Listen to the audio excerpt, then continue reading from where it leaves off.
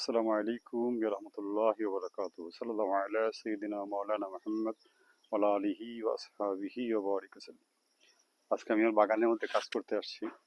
আমরা অলরেডি বাগানটা পরিষ্কার করে ফেলছি এবং আমাদের বাগানের অবশিষ্ট কিছু জায়গা যেটা পাহাড়ের ঢালে যেটা নিচে আছে সেখানে আমরা এখন এক্সট্রা কিছু চাষাবাদ করব। আমাদের এটা হচ্ছে আমাদের আনারস বাগানের যেটা সেখানে এক্সট্রা কিছু জায়গা আছে সেটা আপনাদের দেখাই।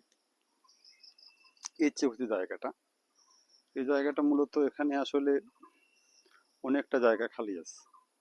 এই যে দেখেন আমাদের পাহাড়ের ঢাল, এই ঢাল হচ্ছে আপনাদের এটা পুরোটাই উপর থেকে, এখান থেকে নিচ থেকে দেখা যায়, উপর থেকে এখান থেকে নামা যায় না। এখান থেকে পুরোটাই আপনার এখানে আনারস হবে, এটা আনারসের চারা হবে।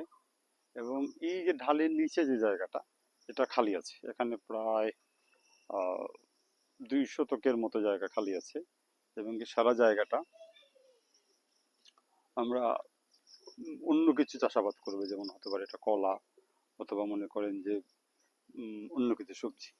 সেক্ষেত্রে আমরা আহ, এখানে যেহেতু এটা পরিষ্কার করেছি এবং পরিষ্কার করার পরে এখন এই জায়গাটাতে কি লাগানো যায় সেটা নিয়ে চিন্তা ভাবনা করছি। সেই জন্য আজকে কাজ শুরু হবে এবং আশা করছি এখানে আমরা কলার একটা বাগান করব।